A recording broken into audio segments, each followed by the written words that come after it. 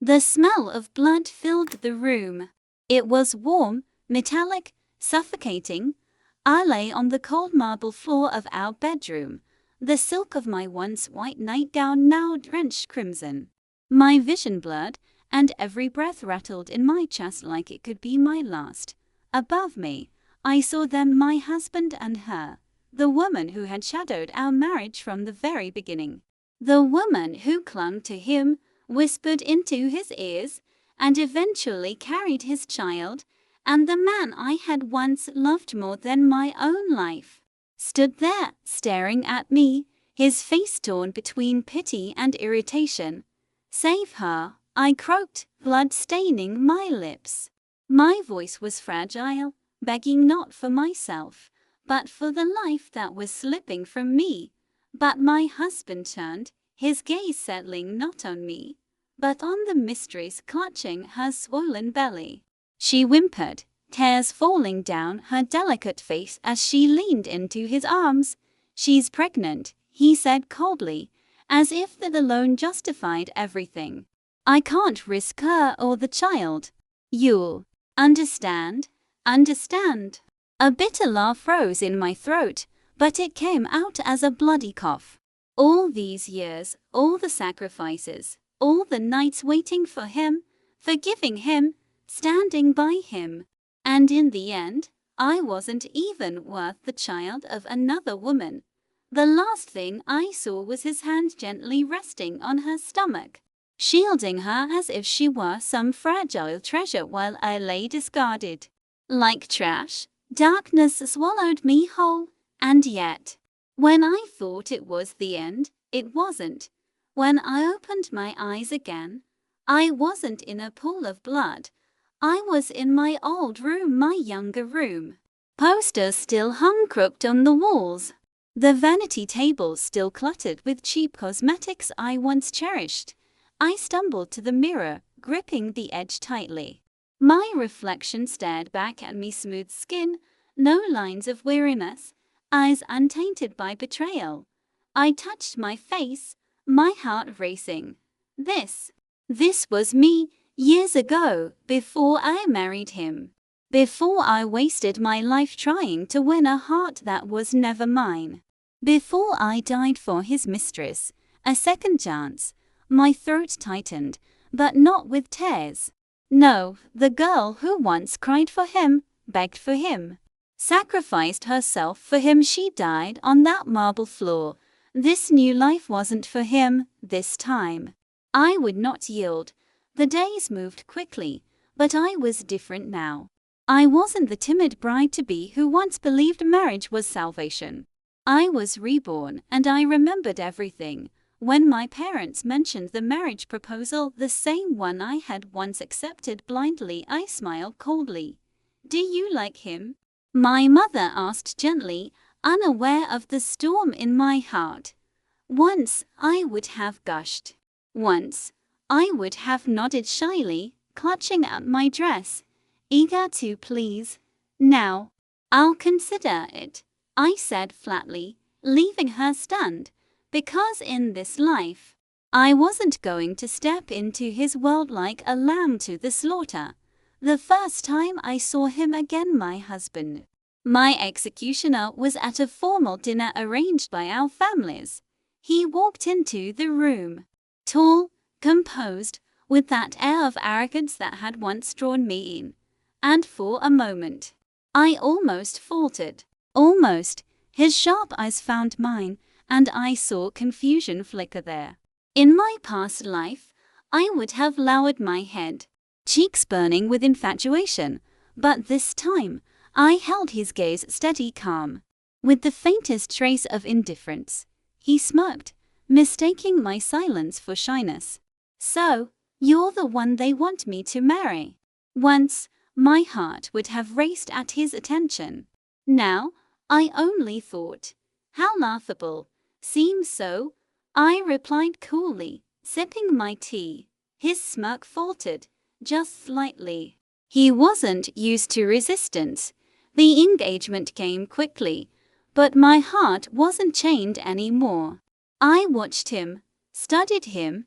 even played the role of the obedient fiancé. But every word, every move was calculated, because I knew how this story ended. And this time, I would write it differently. The mistress appeared soon enough, a fragile beauty, always looking like she might faint into his arms. She clung to him even before our wedding, whispering sweet poison into his ear, and he predictably shielded her. But unlike my past self, I didn't crumble when she accidentally spilled wine on my dress at a banquet. She waited for me to storm off in tears. Instead, I smiled, dabbing at the stain calmly. "Careful," I said lightly. "Pregnant women shouldn't get too excited. It's bad for the baby." Her face drained of color. Because I knew. I remembered, and for the first time, I saw fear in her eyes instead of triumph. But my husband, he thought I would endure, that I would tolerate his mistress, just as before. Poor fool, he didn't know yet that this time, I wasn't here to yield. I was here to teach him what it meant to underestimate me. In my previous life, I had been blind. I thought love meant patience, that if I endured enough, he would one day turn to me with the same devotion he gave to others. But in this life, I had opened my eyes, and the first lesson I taught myself was this: patience is wasted on a man who sees you as replaceable. The engagement period was always a test.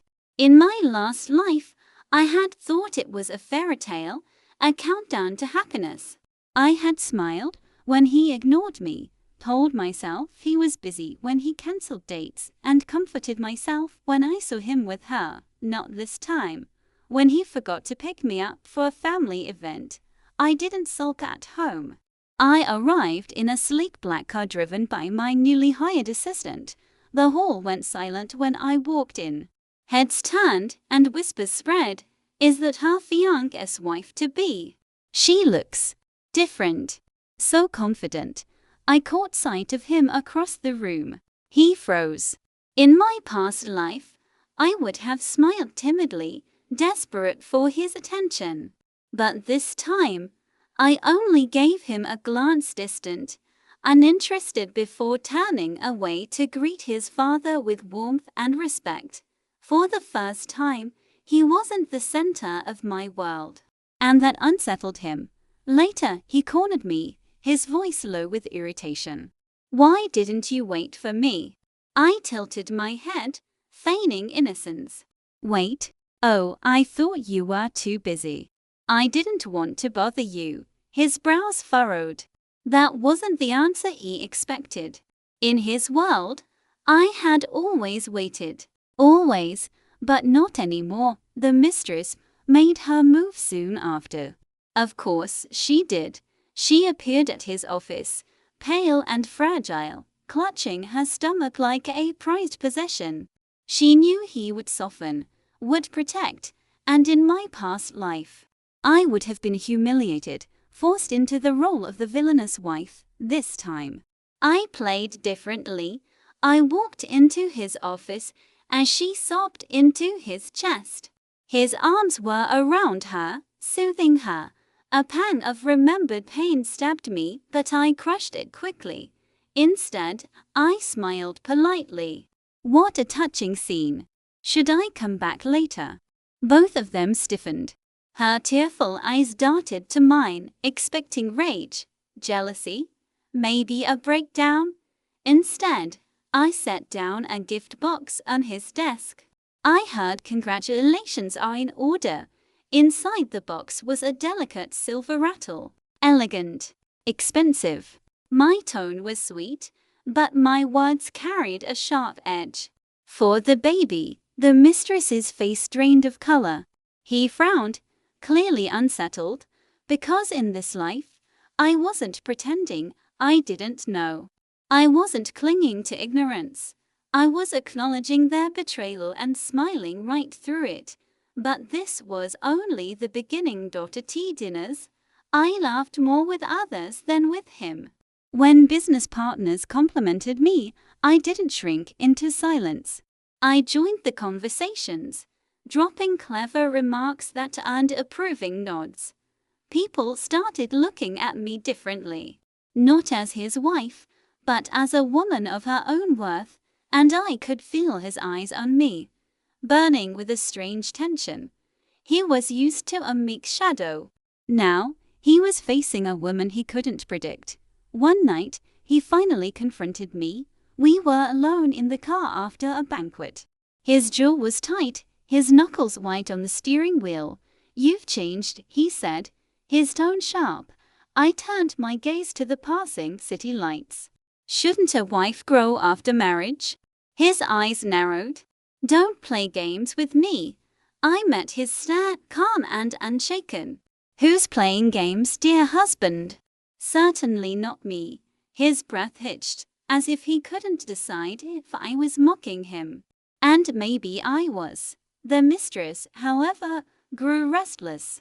She whispered to him that I was distant, that I didn't love him anymore. And that was the irony. Because once upon a time, all I had was love for him. Blinding, suffocating love. But now that it was gone, now that my heart no longer bent to his will, suddenly, he noticed my absence. I began working quietly behind the scenes, strengthening myself. Investments, social networks, alliances. Things I had ignored in my last life because I was too focused on him.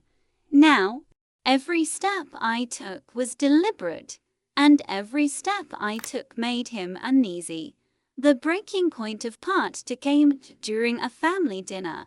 The mistress had accidentally shown up again, claiming she felt unwell and needed his company. In my past life, I would have lowered my head, swallowing my humiliation. This time, I smiled, lifted my glass, and said lightly, "Well, since she's already here, let's celebrate. After all, children are blessings, aren't they?" The room froze. His parents exchanged shocked glances. The mistress stammered, her face pale, and my husband. He looked at me as if he didn't recognize the woman sitting across from him, because he didn't. Inside, my heart was steel. This was only the beginning of his lesson, and soon he would understand that the wife he thought would always yield was gone forever. They thought I would break, that my silence was weakness, that my smiles were surrender, but they didn't understand I was no longer the woman who died begging for scraps of love. Now, every silence I kept was a blade hidden in the dark. Every smile was a mask concealing my next strike. The mistress's confidence began to crack first. She was used to me lashing out, crying, accusing.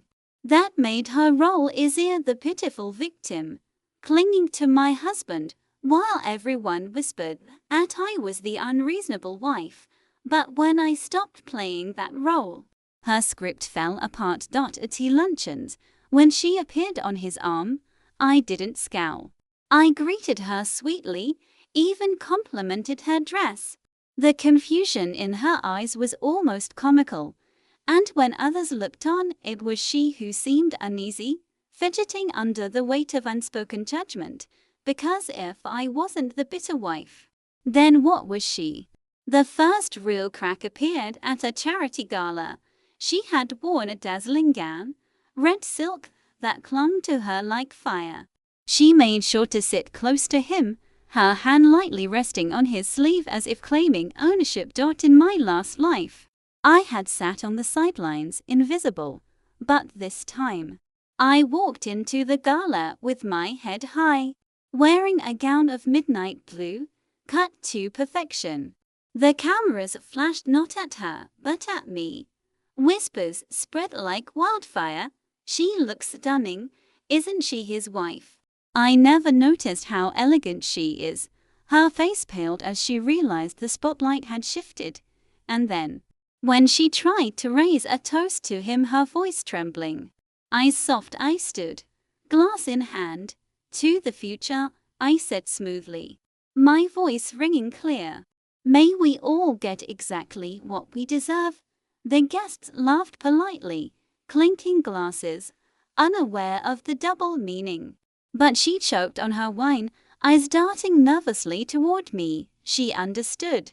The message wasn't for him, it was for her. But if the mistress faltered, my husband grew restless. He couldn't stand my indifference. One night, he came home late. In my past life, I would have waited awake. Dinner cold on the table, heart aching with worry. This time, I was already asleep. Or at least, I pretended to be. He stood by the bed for a long moment, as if expecting me to stir, to welcome him, to ask where he had been. When I didn't move, he let out a breath sharp, unsettled, and left the room. I smiled into the pillow. He was beginning to feel it, the emptiness of being ignored. But the real test came weeks later. The mistress, emboldened by her pregnancy, began to press harder. She hinted publicly about her special relationship with him, letting rumors spread. In my last life, those rumors had crushed me. But this time, I used them. I attended events alone, elegant and unbothered, speaking with potential business partners, laughing with influential families, and soon, whispers changed. Why does she look so radiant while he's with that mistress? She deserves better than him. Maybe he's the fool, not her. The shift was subtle, but powerful. Every rumor she tried to spread only backfired, because my calm confidence made her look desperate. It wasn't long before she snapped. A small gathering. She cornered me in the restroom, her sweet mark slipping. What are you playing at? She hissed, clutching her stomach as if to remind me of her shield. I dabbed at my lipstick in the mirror, not even sparing her a glance. Playing? Oh, you mistake me for someone who has time for games. Her eyes widened at my dismissive tone. I finally turned to her, my smile sharp. Relax. You already have what you wanted, don't you? His attention. His child. What could possibly threaten you? Unless you know it's not enough. Her lips parted, but no words came out. Because she knew the truth. Attention wasn't the same as love. A child wasn't the same as security. And deep down, she feared losing both. When I left the restroom, I found him waiting outside. He looked between us, suspicion flickering in his eyes. What were you two talking about? I smiled sweetly. Oh, nothing important. Just women's talk. His jaw tightened, but he didn't push further. The mistress, however, looked rattled, her face pale. And for once, it wasn't because of her delicate health, it was because of me. That night, he finally confronted me again. Why are you treating her kindly? He demanded, pacing the room. You should hate her. You should. I tilted my head, watching him. Should I? Hate takes effort. I don't waste my time on things beneath me. His breath caught. For the first time, he seemed unsure, because the woman before him wasn't the one who had once begged for his love. This woman was untouchable, and it terrified him. But my revenge wasn't complete. Not yet. This was only the beginning of dismantling the illusion he had built, and soon, both he and his mistress would learn that the woman they thought would yield had been reborn into their worst nightmare. Jealousy is a dangerous thing. I had seen it before when women glanced at him, when anyone threatened to take away what he thought belonged to him. But never in my past life had I seen him jealous of me. Until now. It started small. At a banquet. I was seated next to a young entrepreneur, polite, charming, with a keen mind. We spoke about investments, literature, even laughed over a shared joke. I could feel my husband's eyes burning into us from across the table. In my past life, that would have been my dream, him finally noticing me. But now, I only sipped my wine, letting his unease fester. Later, in the car, his voice was sharp. You seemed very close to him. I arched a brow. Close? We had a pleasant conversation. Is that forbidden now? His jaw clenched. He was flirting with you. I chuckled softly. And if he was? What concern is it of yours? His hands tightened on the steering wheel, knuckles white. For once, he had no answer. The mistress, however, made the mistake of underestimating me again. She believed her pregnancy made her untouchable. That no matter what she did, he would protect her. As she grew reckless. At a high-profile luncheon, she deliberately spilled tea on my gown, pretending to faint in the process. The crowd gasped, fussing over her as she leaned weakly against him. In my past life, I would have been humiliated, shamed in front of everyone. But this time, I calmly set down my napkin, then spoke clearly, my voice carrying across the room. Careful. Sudden movements like that can be dangerous for a pregnant woman. Should we call a doctor to check the baby? The room went silent. All eyes turned to her. Her face went pale, hands clutching her belly protectively. Because until now, her pregnancy had been whispered about, a rumor she let dangle to garner sympathy. She hadn't expected me to announce it so boldly in public. Gasps spread through the room. Questions buzzed. Pregnant? With his child? His expression darkened, realizing the scandal I had just created, and I smiled sweetly, as if I had merely been concerned. The mistress trembled, her mask cracking as she clung to him. For once, she didn't look like a delicate beauty, she looked cornered. That night, he stormed into our bedroom. What were you thinking? He demanded, announcing something like that in public. I met his glare without flinching. I was only worried about her health.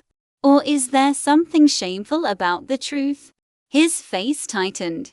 He was trapped. He couldn't scold me for speaking the truth. Not without admitting his guilt. For the first time, the mighty man who once crushed me with indifference was rendered speechless, but jealousy and frustration brewed in him. He began watching me more closely, noticing how others looked at me, how I no longer waited on his attention. When I laughed too brightly at another man's joke, his expression darkened. When I left gatherings early without telling him, he grew restless. He had once thought me predictable, a woman bound to him like a shadow. Now, I was a mystery he couldn't solve, and it infuriated him. The mistress, meanwhile, grew desperate. She tried to paint me as heartless, telling him I mocked her, that I wanted her baby harmed. But every time she tried, I was already ahead of her. When she tripped near the stairs, I was there, steadying her. My voice full of concern, loud enough for the servants to hear. Be careful. You need to think of the child's safety first. Her face burned with humiliation as she muttered thanks to everyone else. I looked like the gracious wife, tolerant and kind. To her, I was a blade wrapped in silk, cutting her from within. The more she panicked, the more mistakes she made, and the more mistakes she made, the more his eyes began to shift slowly, subtly back to me. One evening, at a family dinner, the mistress tried again. She spoke sweetly of how he had stayed with her late into the night when she was unwell, her voice trembling just enough to earn sympathy. I smiled, sipping my soup. How fortunate you are to have such attention. He was always busy when I needed him. The words were light, almost casual. But the table went silent. His parents frowned, glancing at him with disappointment. The mistress paled, realizing she had played the wrong card, and he looked at me with a mix of shock and something else. Something dangerously close to regret. That night, he didn't leave for the mistress's side. He stayed home, awake, silent, staring at me as if I were a puzzle he no longer understood. But what he didn't know was that this was just the beginning. Jealousy was only the first crack. Regret would come next, and when regret consumed him, I would be there not to comfort him, not to forgive him, but to show him what it meant to lose the woman he thought he owned. Power isn't always loud. Sometimes it moves quietly, shifting the ground beneath your enemy's feet until they don't realize they're sinking. That was the kind of power I sought. In my past life, I had invested everything in him, my time, my devotion, my very identity. And in return, I lost myself. This time, I invested in myself. I began with small steps. A boutique business here, a discreet investment there. Nothing too grand, nothing too loud. Just enough to build a foundation, but small steps, taken consistently, become a path, and soon, that path led me into circles I had once been excluded from, rooms where real power was discussed, where alliances were forged. I no longer stood at the edges, waiting for scraps of acknowledgement. I was seated at the table, speaking, listening, deciding, and people noticed. "She's sharp," one businessman whispered after a luncheon. "Not just a pretty wife," another added. "She's someone to watch." Meanwhile, the mistress began unraveling. Her pregnancy, once her greatest weapon, became her prison. She was restless, desperate to prove she was more than just a woman with a swollen belly. So she began pushing. She appeared at events uninvited, claiming she was there by his side. She demanded his attention in public, pulling at his sleeve, interrupting conversations. What she thought was love looked to others like desperation, and people whispered, "She's too forward, doesn't she know her place? She looks vulgar, clinging to him like that." The admiration she once basked in began to sour. One evening, at a charity auction, she made her gravest mistake yet. A rare painting was unveiled, its beauty captivating the room. The bidding began, voices rising with excitement, and then she stood, clutching his arm. "He'll take it," she declared loudly. Before he could even speak, the room gasped. All eyes turned to him. In my past life, I would have smiled at her audacity, convincing myself it was harmless. But now, I watched calmly as tension flickered across his face. Because he hadn't planned to bid.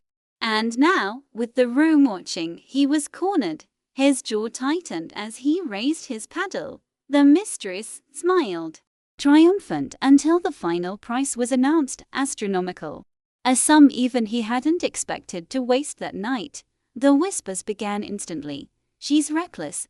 Doesn't she know money isn't endless? How embarrassing, forcing him like that." His face darkened as he sat down, the mistress clinging to his arm with forced sweetness, and I leaned toward the man beside me, my voice just loud enough. "Some people mistake indulgence for love. It usually ends in ruin." He chuckled, nodding. The words spread like ripples across the room. The mistress's smile faltered. That night, he confronted her. I didn't need to be there to know the raised voices carried down the hall. Muffled but sharp. In my past life, I would have cried at the sound, torn between guilt and relief. But now, I simply closed my book and sipped my tea, a smile curling at my lips. Every seed I planted was growing. His doubt began soon after. I saw it in the way he lingered at home, as if searching for something in me he had once overlooked.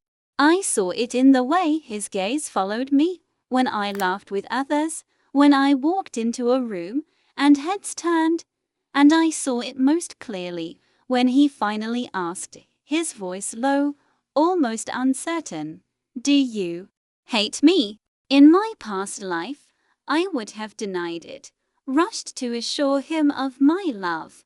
This time, I only tilted my head, considering. Hate? No, I simply don't care enough to hate. His eyes widened, a flicker of something hurt, disbelief crossing his face, and that was when I knew. For the first time, he was the one chasing after scraps. The mistress, desperate to regain ground, tried again. At a private dinner, she faked a fainting spell, collapsing into his arms dramatically. Gasps filled the room as she clutched her belly, moaning about the baby. I stood, walking over slowly. The crowd waited for me to lash out, to humiliate myself with jealousy. Instead, I knelt beside her, my voice calm, almost clinical. "Call the doctor," I said firmly. "If the baby is in danger, she needs medical attention immediately." The mistress's eyes snapped open, panic flashing in them. She hadn't expected me to call her bluff. The room buzzed with whispers. Was she exaggerating? Lying? When the doctor arrived and declared both mother and child healthy, the suspicion in everyone's eyes was unavoidable, and her credibility, once built on fragility and pity, began to crumble. That night, as I removed my jewelry, he entered the room, watching me silently. Finally, he spoke, his voice hoarse. "You've changed so much. I don't recognize you anymore." I met his gaze in the mirror, my reflection calm, untouchable. "Perhaps you never knew me to begin with." He flinched, as if my words were a blade, and I realized, with a quiet satisfaction, regret had begun to eat at him. But regret was only the beginning, because the lesson I had for him wasn't just about regret. It was about loss, and soon he would learn what it felt like to lose something irreplaceable. Independence is intoxicating. Once you've tasted it, you never want to go back. And I was drunk on it. And no longer tethered to his moods or her whims. I carved out a life for myself that thrived in their absence. I woke up earlier, not to prepare his favorite breakfast, but to review proposals for my boutique business. I stayed out later, not waiting for his return, but attending networking dinners where people listened when I spoke. For the first time, my life wasn't defined by them. It was defined by me. The mistress hated it. The more radiant I became, the more insecure she grew. She'd waddle into a room with her swollen belly, expecting sympathy and adoration, only to find eyes drifting toward me instead. She'd bring up her pregnancy at every opportunity. "It's so hard carrying his child. He dotes on me so much.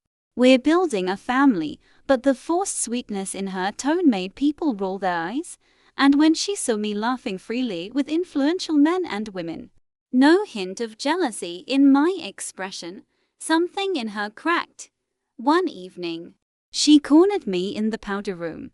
"You think you're so clever," she hissed, her voice trembling. "But don't forget I carry his child. That makes me the winner." I washed my hands slowly, meeting her gaze in the mirror. "Winner? My dear, carrying a man's child doesn't make you a winner. Raising yourself above his shadow, that does." Her face contorted, eyes blazing with rage.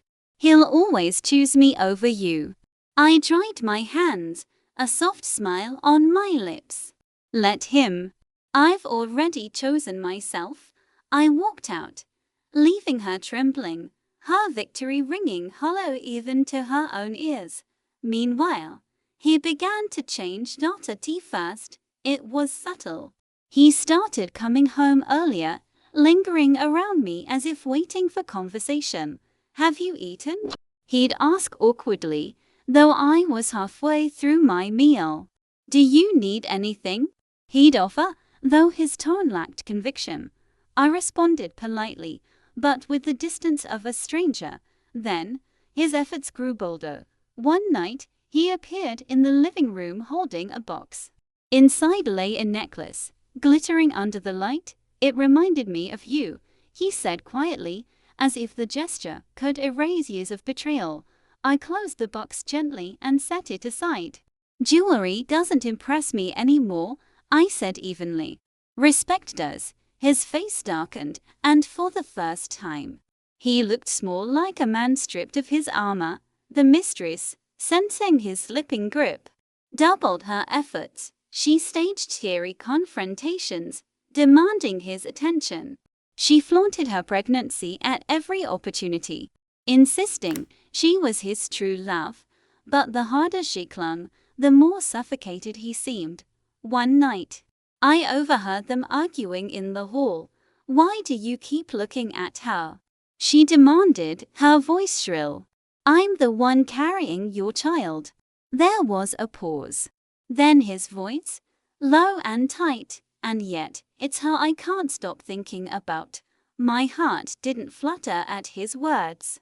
It hardened, because once, those words would have undone me.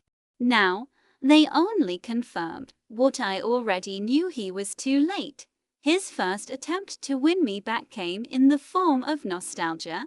He found me in the garden one evening, the setting sun painting the sky. "Do you remember," he began, "when we planted those roses together? You insisted they'd bloom brighter if we spoke to them every day." I glanced at the roses, now full and vivid, their petals trembling in the breeze. "I do remember," I said softly. "And I also remember how you stopped tending them. I was the one who kept them alive." The silence that followed was heavy, his memory tainted by the truth he had forgotten, or chosen to ignore. The second attempt was more desperate. He showed up at one of my business events, uninvited, hovering at my side like a shadow. "She's my wife," he announced to anyone who would listen, his hand gripping my arm possessively. But instead of pride, the crowd saw the insecurity in his eyes, the desperation in his grip. I smiled politely, gently removing his hand. "No," I corrected him. "I'm my own person. Being your wife is merely a title." The murmurs around us were loud enough to pierce even his arrogance, and for the first time, I saw shame in his expression. The mistress, meanwhile, began spiraling. Her pregnancy, once a shield, now became a burden. The whispers questioning her stability grew louder. Some even suggested her child was a chain she used to bind him, not a symbol of love. And as she realized he was drifting toward me, not her, her desperation turned venomous. She sent me veiled threats. She spread rumors that I was infertile, bitter, incapable of being a real woman. But each attempt backfired, because for every rumor she spread, I rose higher, my accomplishments undeniable. And for every insult she hurled, her image cracked further. Then came the twist. One night, while reviewing documents in my study, I found an envelope slipped under the door. Inside was a photograph, the mistress, arm in arm with another man. The date stamped on the photo was recent for her supposed devotion. My lips curved into a cold smile. So, the perfect mistress wasn't so perfect after all, and now the game had truly begun. Secrets are like cracks in porcelain. You can polish the surface, but once pressure is applied, the break spreads, unstoppable. And the photo in my hand, it was the pressure I had been waiting for. The mistress, glowing with false innocence, had built her entire identity on loyalty to him. But loyalty is meaningless if it's shared. I didn't confront her immediately. No, patience was my weapon. I slipped the photograph into my desk drawer, waiting for the right moment to let it bleed. In the meantime, I continued to rise. My boutique business expanded. Clients praised my vision, my eye for detail, my professionalism. Invitations poured in from luncheons, galas, even panels where I was asked to speak. The woman once dismissed as just a wife I had transformed into someone others aspired to be, and it drove him mad. He followed me like a shadow now. When I entered a room, his gaze clung to me. When I laughed with others, his jaw tightened, his hands fisting at his sides.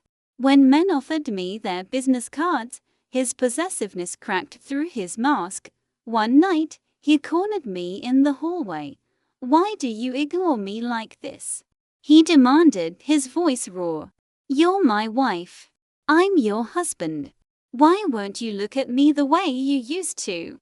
I met his gaze evenly, unflinching. "Because the woman who once looked at you like that, she died the day you left me for her."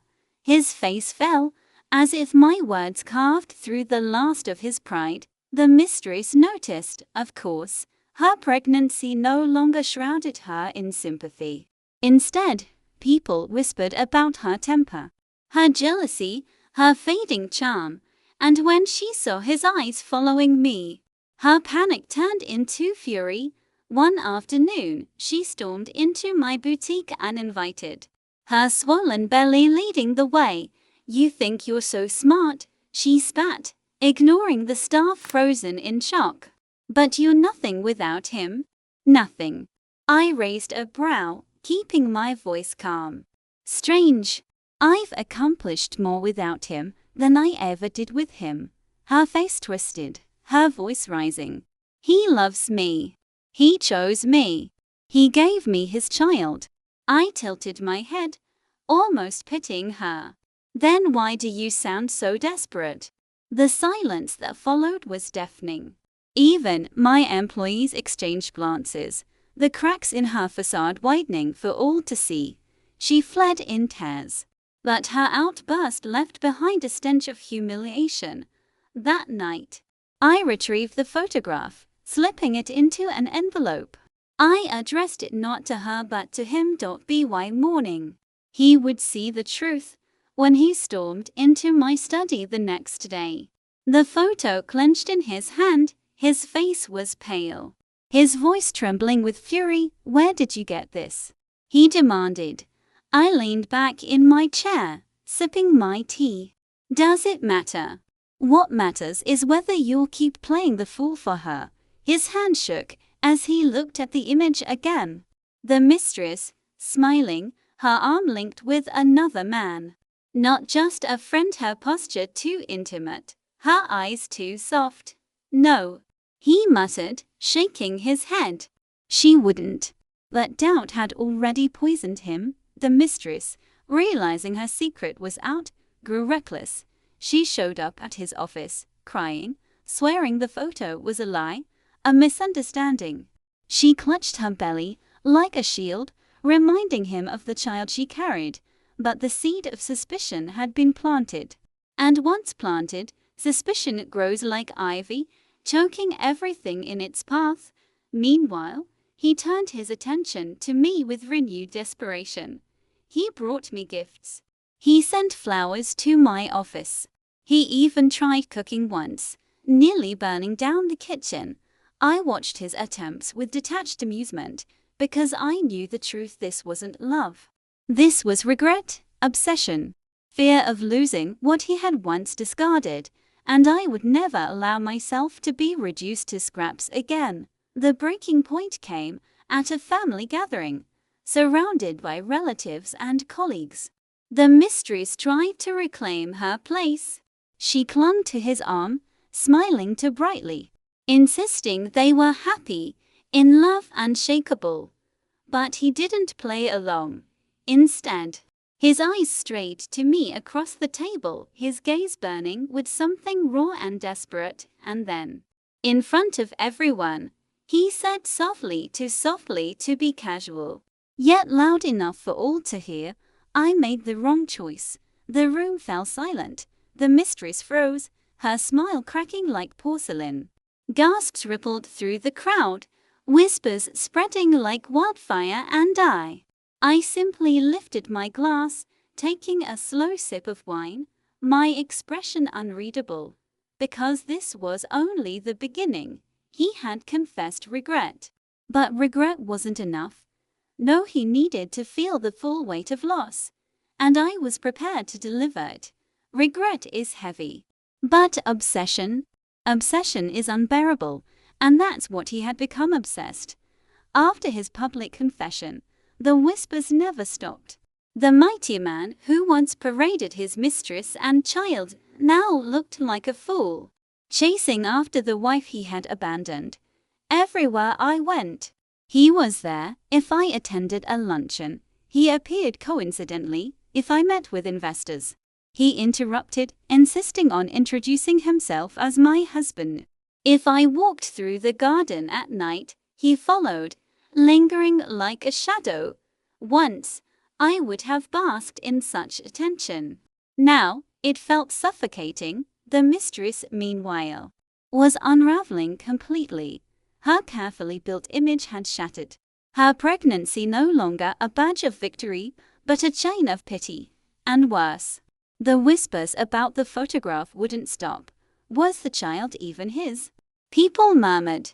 She always seemed too eager, too desperate. Maybe she played both sides. Desperation twisted her beauty into something sharp and ugly. One evening, she stormed into my boutique again, this time with wild eyes and shaking hands. "You ruined me," she screamed, pointing a trembling finger at me. "You think you've won? He still loves me. He promised me everything." I set down the ledger I'd been reviewing, meeting her gaze with cool detachment.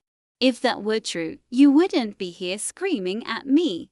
You'd be at home, secure in his arms." Her face crumpled, rage and despair warring within her. Then, her hand darted forward, knocking over a vase, shards scattering across the floor. My employees gasped, stepping back in fear. I didn't flinch. Instead, I leaned closer, my voice low but sharp. "Be careful. One wrong step, and even the child you cling to won't protect you." She froze, the threat sinking in. For a moment, I almost thought she'd strike me. But then she turned, fleeing the room like a wounded animal, and I knew her desperation had reached a dangerous edge. He confronted me that night, his eyes wild with frustration. "Why do you keep pushing me away?" he demanded. "I've admitted I was wrong. I've given you everything I can. What else do you want from me?" I studied him, my heart cold. "What I want," I said softly, "is something you can't give me any more: trust, respect, a love that isn't tainted with betrayal." His hands clenched in two fists. "I can change." I cut him off with a bitter laugh. "No, you can't. Men like you don't change. You only panic when the leash slips from your hand." The silence that followed was sharp, his pride bleeding before my eyes. For the first time, he looked like a man realizing he had lost everything. But obsession makes men dangerous too. He began to tighten his grip. Subtly at first, he sent away male employees from my boutique, insisting they couldn't be trusted. He instructed the driver not to take me anywhere without his permission. He even tried to limit my business meetings, claiming it was for my safety. It wasn't protection. It was control, his last weapon. But I had lived that life once before, and I would never live it again. The mistress's spiral, however, made his obsession pale in comparison. She began making threats. Anonymous letters arrived at my boutique, scrawled with venomous words. "You'll pay. He's mine. You can't take him back." Then came the night she waited for me outside. As I stepped into the cool air, she lunged from the shadows, grabbing my arm. Her face twisted with rage. "You think you're untouchable, don't you?" she hissed. "But he's mine. He'll always be mine. I'll make sure you disappear if I have to." I looked at her, calm even as her nails dug into my skin. "You've already lost him," I said quietly. "Not because of me. Because of you. Your desperation has destroyed everything you thought you had." Her grip loosened, shock flickering in her eyes. For a moment, she looked less like a rival and more like a child who had realized her game was over. She stumbled back, clutching her belly, tears streaking her face. But I didn't comfort her. Not this time. I walked away, leaving her broken in the dark. The whispers reached him soon after. Rumors of her violent temper, her instability, her threats. Even some suggesting she had endangered her own child in her fits of rage. And for the first time, I saw fear in his eyes when her name was mentioned. Fear that the perfect mistress he had once worshipped was nothing more than a nightmare he couldn't escape. I knew then the stage was set. He was obsessed. She was unraveling. And I was stronger, freer, untouchable. But it wasn't enough. Not yet. They had taken my life once, twisted it until I no longer recognized myself. Now, I would deliver the final lesson, and it would break them both. Revenge isn't about rage.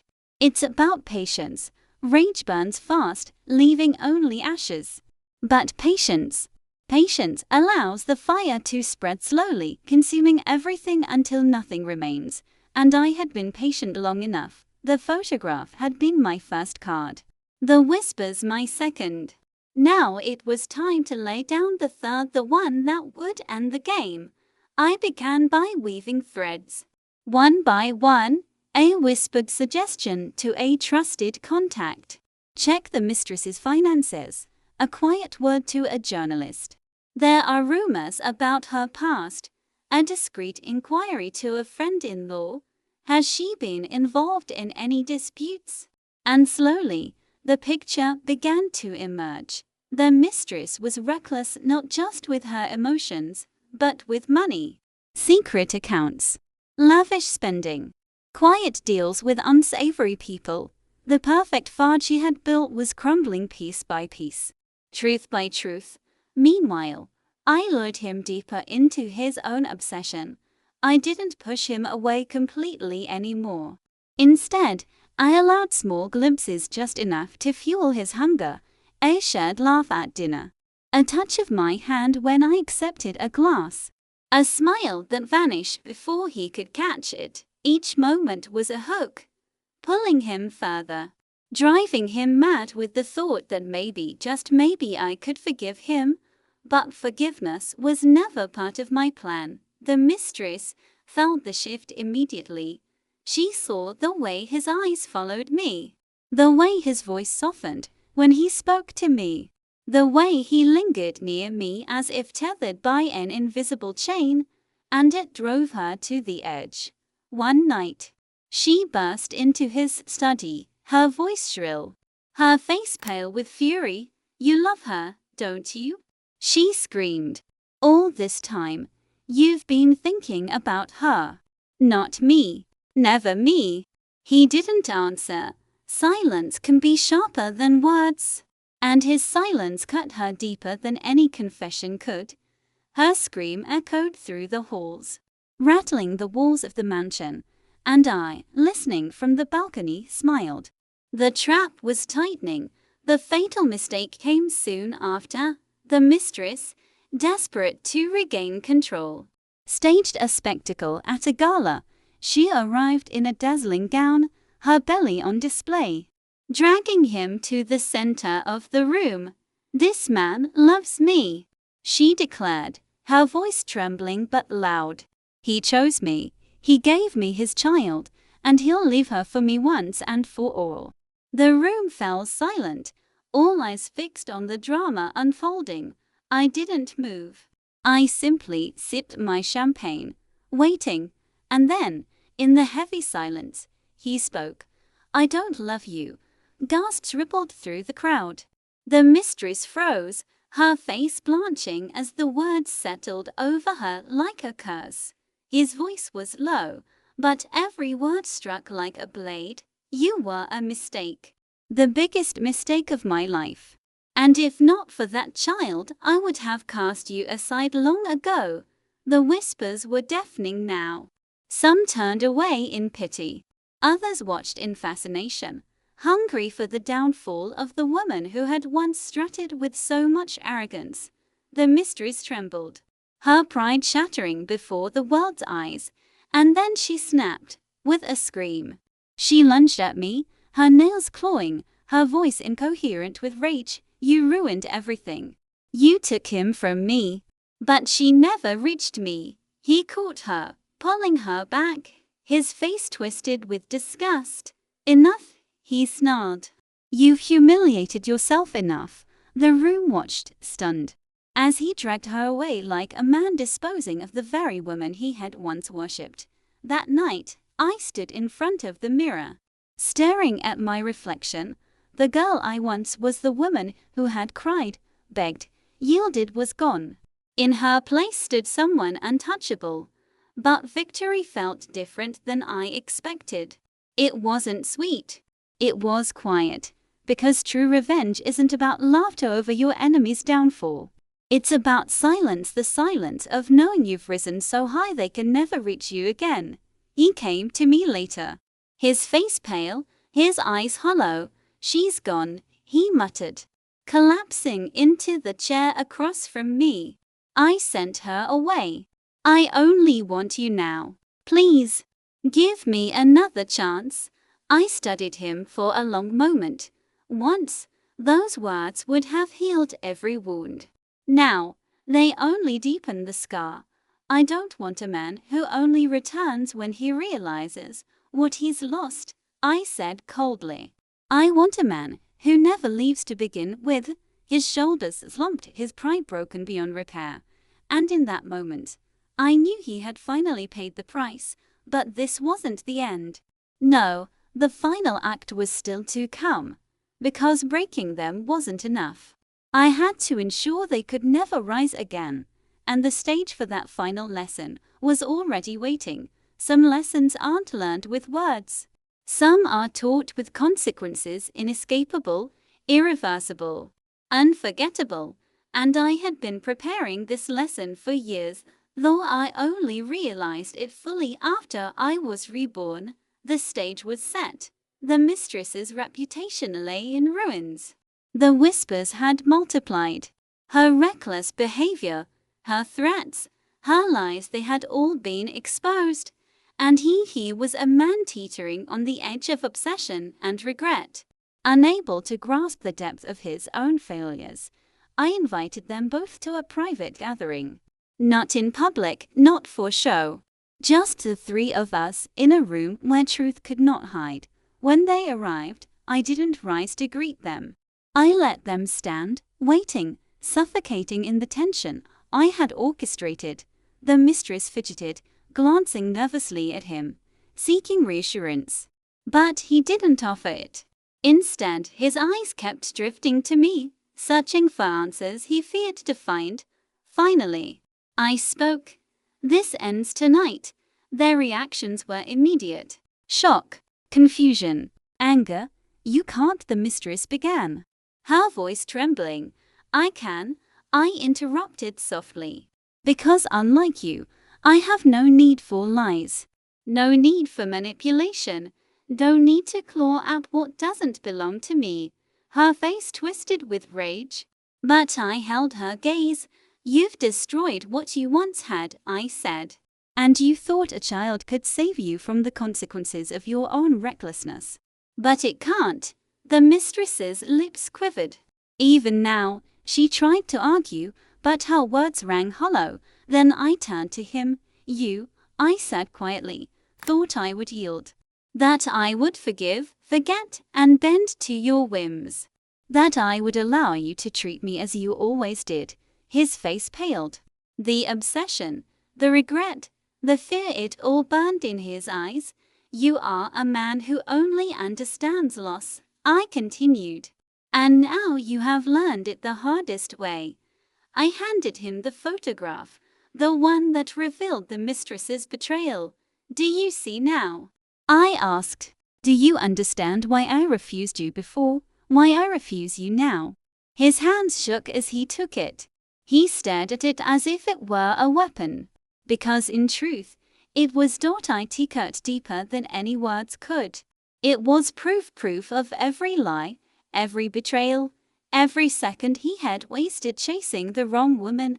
The mistress, realizing the depth of her failure, shrieked, You'll never be happy. She spat, her hands shaking. I am happy, I said, my voice calm, unwavering. Because I am free. Because I chose myself. And because I will never again let someone else define my worth. Her scream echoed through the mansion, fading into silence as she finally understood. He looked at me then, desperation bleeding into his eyes. I can fix this, he stammered. We can start over. Please. I shook my head, a single, deliberate motion. No, you cannot fix what you broke. You cannot undo years of betrayal. And you cannot reclaim a life you let slip through your fingers. For the first time, his pride shattered completely. The mistress finally fled, humiliated beyond repair. He sank into his chair, defeated, obsessed, yet powerless, and I watched them fall from the power they thought untouchable. I watched justice, not vengeance, not cruelty, but justice take its course, because this time, I was the one in control, the one untouchable, the one free. That night, I walked into my garden, the moonlight brushing my face. I breathed deeply, feeling the weight lift from my shoulders. I was reborn, not just in body, but in soul, and the world, it would never hold me prisoner again. The lesson had been delivered. The abusers humbled. The betrayer abandoned, and I had finally won. Freedom is a curious thing. It isn't loud, isn't flashy. It isn't the absence of someone, or the presence of victory over others. Freedom is quiet. Freedom is peace. Freedom is waking up and knowing the only person you need to answer to is yourself, and I had finally found it. The days after the confrontation with my husband and the mistress were a haze of relief and new beginnings. The boutique flourished beyond my expectations. Clients arrived not just for fashion, but to witness the woman who had risen from betrayal to triumph. They wanted guidance, insight, inspiration. I gave it freely. And with each meeting, each handshake, each conversation, I rebuilt not just my life, but my soul. He lingered in the background. Of course, the man who had once commanded my heart now hovered like a ghost, present but powerless. His obsession hadn't vanished, but it no longer mattered to me. I had no need for him. No need for his apologies. No need for the life he had abandoned. And the mistress? She disappeared from our lives entirely. Her threats, her lies, her manipulation all evaporated in the wake of exposure and humiliation. Rumors circulated, whispers grew, but she became nothing more than a cautionary tale. I never sought her ruin. She destroyed herself. All I did was watch. I began to explore the parts of myself I had buried for love, for loyalty, for someone else's desires. I traveled. I learned. I laughed. I cried, this time freely, without fear or shame, and in that freedom, life offered a new possibility. One evening, at a charity gala for women entrepreneurs, I met him, a man unlike any I had known, respectful, attentive, without a trace of entitlement or obsession.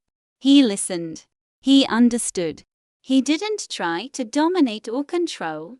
I found myself smiling at him in ways I hadn't smiled in years. It was subtle, quiet, but undeniable.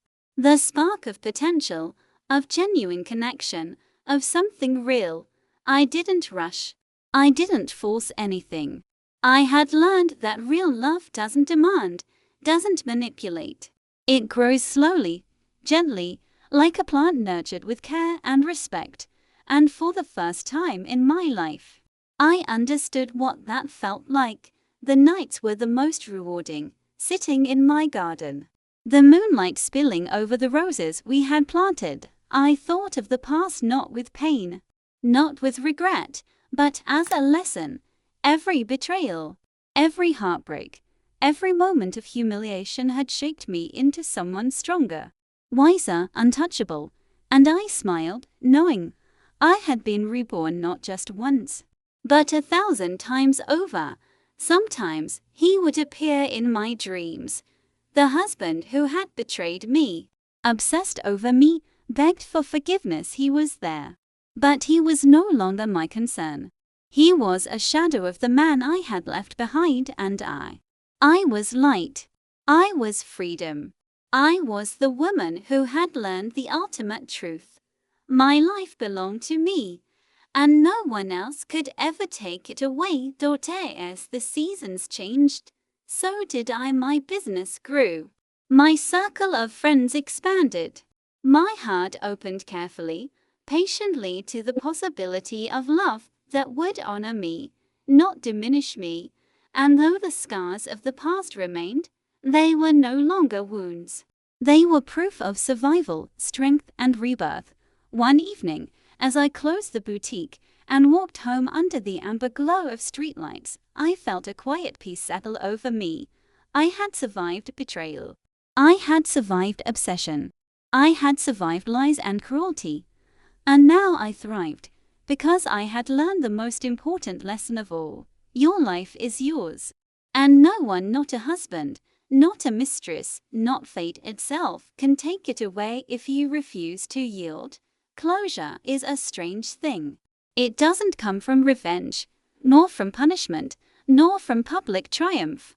It comes from within, from accepting the past, embracing the present, and stepping into the future with confidence and peace.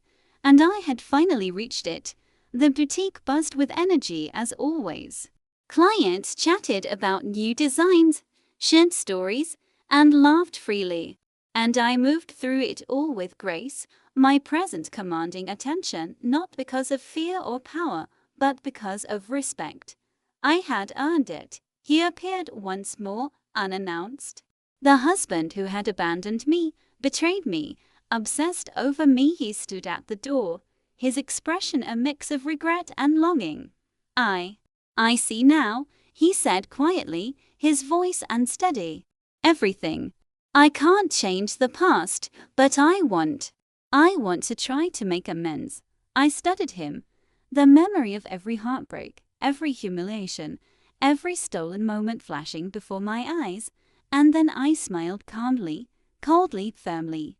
No, I said. There's nothing to amend. You had your chance and squandered it. What you feel now is too late. His shoulders slumped. He had finally understood.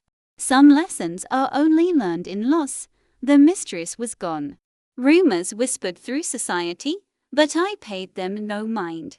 She had chosen her path, one of desperation, recklessness, and ruin. And that was enough.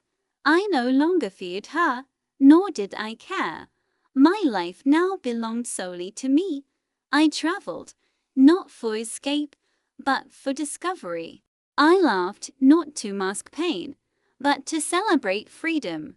I loved, not to fill a void, but to share a heart that had been healed and strengthened. And yes, there was a man now who entered my life differently. A man who respected my independence, valued my spirit, and inspired me to be my best self. Nothing rushed, nothing forced. Just mutual respect, genuine affection, and quiet, tender moments that made life richer. One evening, as I walked along the garden path at sunset, I paused. The roses we had once planted, those fragile, delicate blooms had flourished. Much like me, I took a deep breath, feeling the warmth of the fading sun on my face. I had been reborn. Not because of fate, or luck, or anyone else. I had been reborn because I refused to yield, because I had learned that no betrayal, no obsession, no cruelty could ever define me. I was stronger than all of it, wiser than all of it, free, and the future, it was mine to shape. not tied to the mistakes of the past, not chained by the actions of others. A life full of possibility, love, laughter, and fulfillment stretched out before me like the open sky. I smiled, the wind brushing my hair, the world alive with color and promise. I had survived betrayal. I had endured obsession. I had conquered lies, and now I thrived, because this time I lived for myself, and no one else would ever take that away. Thanks for watching. Hoped you liked it. If you watched till the end, please comment love, so that we could understand you were with us till the end. As well as, please let us know, where are you watching from? Before leaving, please hit the subscribe button, comment your thought, and share with your nearest and dearest one. See you in the next one. Until to the next one, spread love.